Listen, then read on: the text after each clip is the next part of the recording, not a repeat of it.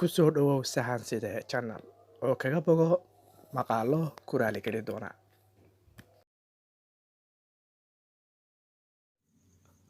Assalaamu calaykum waraxmatullaahi wabarakaatu. Soo dhawaada dhammaan akhyaarta qaayaha ee qiimaha leh.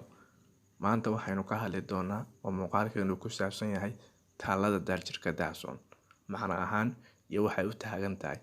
Walow inta badan jiilka maanta jira ee dhalinyarta ah aysan si fiican u garanayn qiimaha iyo halka ay kaga jirto wadanka. Taasi oo keentay in dhammaan marka la wareysto dhalinyarta aysan garanayn qaab ahaan iyo meesha ay ka soo jeedo ama waxa laga wado daljirka Dahsoon. Muuqaalkeena maanta waxa uu daaran yahay barnaamijkaasi oo tafatiran.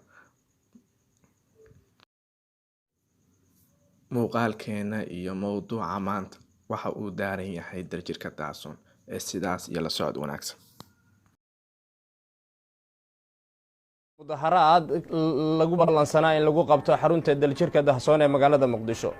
waxaan ku baaqnay mudaharaad kana dhacaya daljirka Dahsoon. halkan waa daljirka Dahsoon, hotel aan ka fogeyn daljirka Dahsoon ee magaalada Muqdisho. isbuucyadii la soo dhaafay waxaynu in badan maqlaynay magaca daljirka Dahsoon.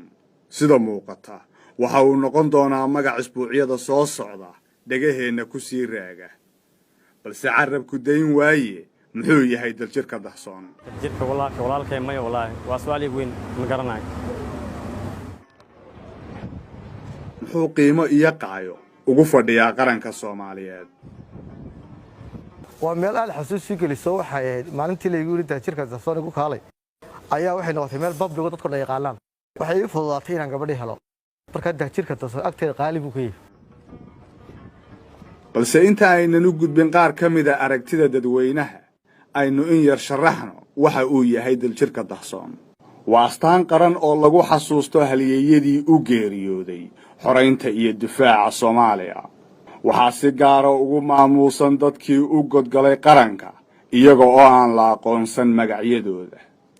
daljirka Dahsoon ma aha mid u gaara Soomaaliya ee waxa uu astaan u yahay wadamo badan. taalada ama xabaasha daljirka Dahsoon waa fakar ka dhashay gumaadkii naxdinta lahaa ee dagaalkii koobaad ee dunida. waxa uu ahaa xasuuq baan kadib markii ay kala hormareen xirfadihii dagaalka ee hore loo yiqiin iyo hubkii darandooriga ahaa ee markaa la keenay goobaha dagaalka. waxaa ku dhintay in ka badan 8 milyan oo askari. boqortooyada Ingiriiska oo kaliya waxaa ka dhintay in ka badan 750,000 oo askari, kuwaasoo inta badan lagu guray xabaalaha iyagoo aan lahayn magacooda. waxaa la soo jeediyey fakar ah in lagu maamuuso dadkii dhintay xabaasha askari aan magaciisa lahayn oo lagu aasay kiniisadda Westminster Abbey. wadamada kale ee xusa daljirka Dahsoon tusaale ahaan waxaa ka mid ah Zimbabwe, Turkiga iyo Ruushka oo iyagu weliba xabaasha ka dab oogay oo lalay ugu talagaleen inuusan demin ilaa gabagabada adduunka.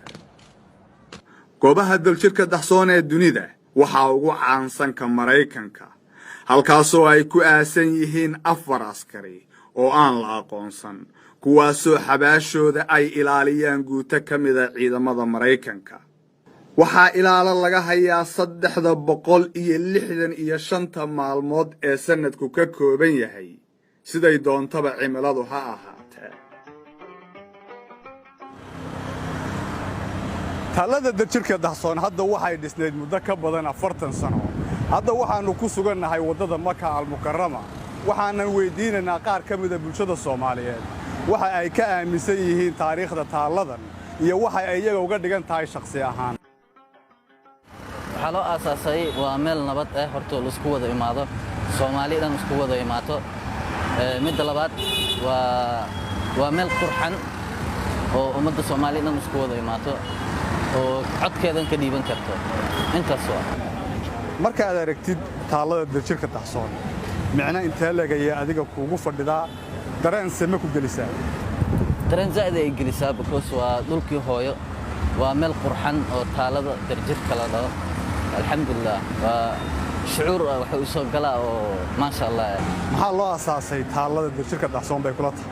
daljirka walaalkay maya wallaahi waa su'aal igu weyn ma garanayo daljirka dahsoon ma taqaan sababta loo aasaasay waa lama aqaan sinaba maya waan yaraa xitaa waa xili waqtiga hadda aan arkay waqtiga aan joogay ma ashtay waqti badan baa soo dhahay mana fahansanin ma fahan haka والله waxyaabo badan loo asaasay waxay la tahay maadaama xamar joogno xamar waxaa jira goobooyin badan oo astaamo qarameed ah oo loogu talagalay bulshada oo dadkii horeetana magac ku leh sida xaabataako dadkaas oo kaleeto marka waxay la tahay daljirka dahsoon sababta loo asaasay inay tahay astaan qarameed aniga ahaan waxaan aaminsanahay sababta loo aasaasay inay tahay meel fagaara ah oo qaranku uu leeyahay oo dadka Soomaaliyeed ay wada leeyihiin qofkii raba inuu nasto oo macnaha tago qofkii inuu ku ciyaar raba oo tago qofkii raba inuu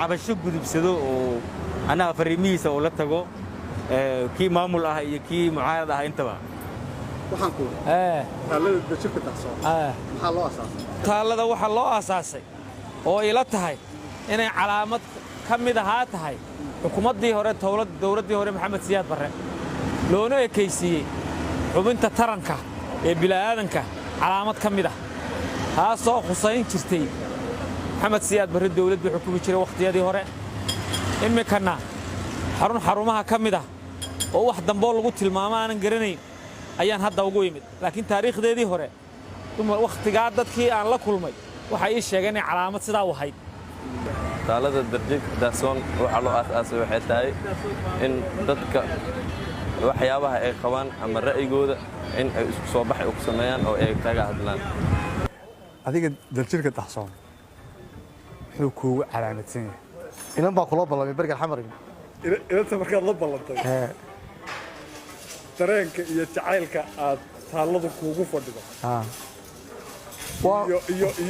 iyo kalgacaylka gabadha ku hayay iyo ma weynaa waa meel aad xasuus geliso waxay ahayd maalintii la igu yiri daljirka dahsoon igu kaalay ayaa waxay noqotay meel public dadku la yaqaanaan waxay ii fududaatay inaan gabadhii helo marka daljirka dahsoon agteeda qaali buu ka yahay isbaradka quruxda badan kulli baanti gabadhii may waa adigu isbaraanay gabadh Soomaaliyeed bay noqotay marka gabadhaasi waa maalintii xamar aan midaan joogay muddo 2 bilood ayaan inantaas isku baranay daljirka dahsoon muddo kale isku burbursanaa maanta laakiin daljirka dahsoon meel loo tarxiisteed maalintaas meel soo xunbay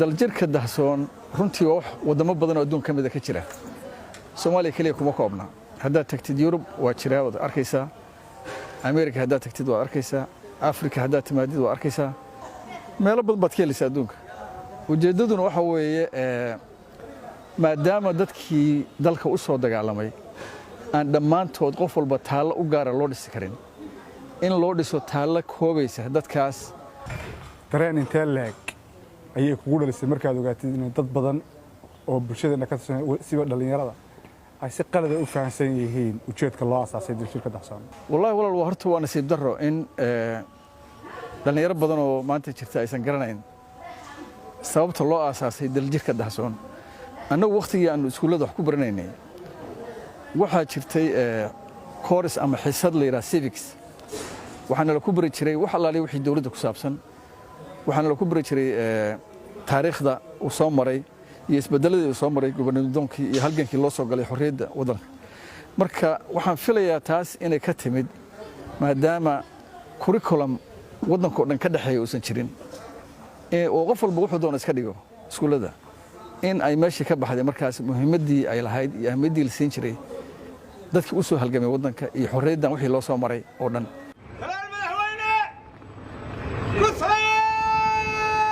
dadka xasuustoodu ku maamuusan tahay taalada daljirka dahsoon waxay u dhinteen si qof walba oo Soomaali ah uu dalkiisa ugu noolaado isaga oo madax bannaan xor ah fakarkiisa cabiri kara nabadna ku nool